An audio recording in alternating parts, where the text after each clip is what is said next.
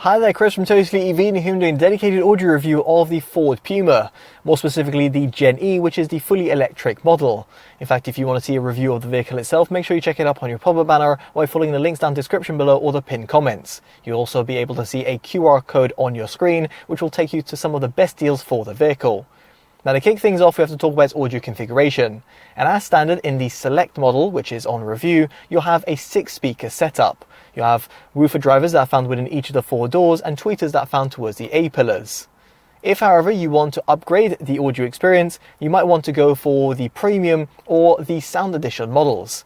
These will give you a 10-speaker Bang Olufsen system instead, by adding additional audio drivers within the cabin, for example by utilizing the soundbar per se that is found by the dashboard, and also adding a subwoofer within the boot. Now here I've not been given any additional information about the audio systems. However, if I do get them at a later date, I'll pop them down as a video note or down in the description.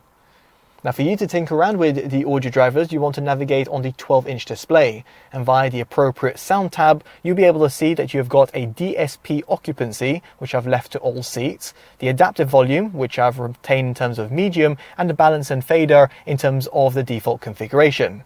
As for the tone settings, in terms of the bass, I've left it in terms of its default configuration of 0, added 1 to mid-range, and added 3 to treble. Of course, these are my subjective settings, but this is what I found to yield the best sort of audio reproduction across the sound frequency range and also depending on different music genres. Now, for you to connect up to the infotainment system, you have got Bluetooth, although the lowest quality SBC codec is supported only.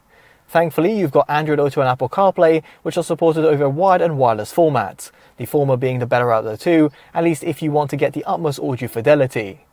Of course, you can use the infotainment system itself, for example, for streaming DAB radio.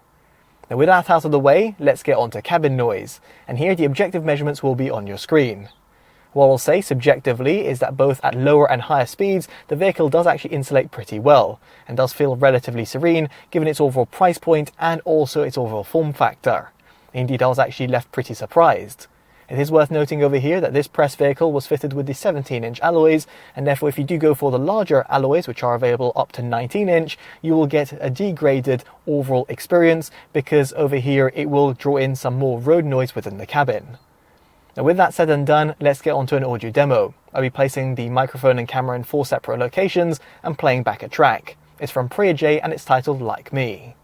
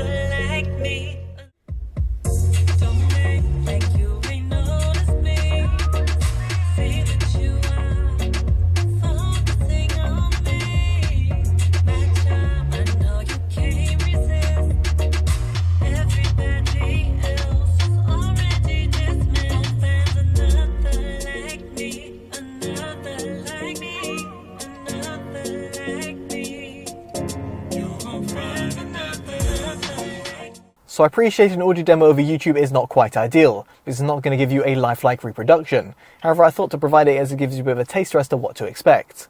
In terms of my own subjective opinion, I was actually left pretty impressed across the board by the stock 6-speaker setup. Let me explain. First off, in terms of the sub-bass tones, they're unsurprisingly cut short. This is just due to the omission of a subwoofer. This is of course aided in the Bang Olufsen system, where you've got that dedicated audio driver that will drive those low-end tones, therefore giving you a little bit of extra rumble, especially if you're listening to more bass-orientated tracks. However, in terms of the overall mid-bass, it's actually pretty hearty. Both at the front and rear of the cabin, you've got those audio drivers that are positioned within each of the 4 doors, and they do actually do a pretty good job. However, they do suffer from a little bit of that uncontrolled wobbly nature, especially if you're going to be cranking up the volume. That's also in part due to the fact that you've got relatively cheap material within the door trims. In other words, you've got plastic that is indeed housing it, and therefore means this is something worth considering.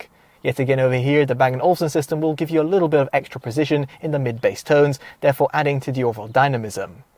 As for the overall mid-range, it's unsurprisingly recessed, and therefore means that in terms of the vocal tones, both for male and females, it does actually feel a little bit pushed back.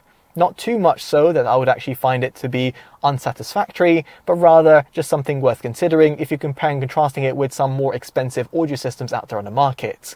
Yet again over here, the Bang & Olufsen system does do a little bit of a better job, namely within the woofer drivers that are found within each of the 4 doors, because they do also focus on the mid-range tones as well. Now as for the highs, however, at the front of the cabin, you've actually got those dedicated tweeters, and therefore means you've got that nice toe tapping feeling. However, I did have to add roughly 3 to 4 notches in terms of the treble EQ to get a little bit of extra zingy nature, without actually it sounding too harsh or sibilant at the top end. Of course, it depends in terms of your own hearing range, so make sure you play around with the treble EQ to see what actually works best for you. Unfortunately over here, for the occupants who are sat at the back, it'll sound a little bit more subdued because there's no dedicated tweeters, at least in the stock 6-speaker setup. Now as for its overall soundstage reproduction, it actually took me by surprise, because despite only housing 6 audio drivers within the cabin, you do actually feel pretty engaged, not only due to the overall instrument separation, but also the overall width and depth. Yes, indeed, over here, this is aided due to the fact that you've got a relatively small cabin, but of course over here, some sort of kudos should go to Ford for actually tuning the speakers.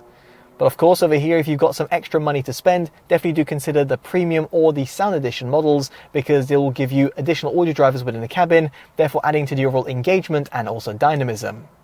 Effectively, what I'm trying to say over here is that the average consumer will actually be left pleasantly surprised with the stock 6-speaker setup that's found in the Ford Puma, and as a result of this, it gets our Audio Approved awards.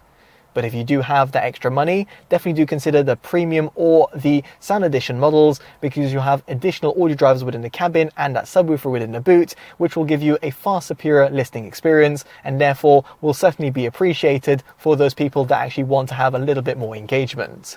Now I'd be curious to know what you make of the audio system for the Ford Puma down in the comment section below, and how you feel it compares to some of its competitors.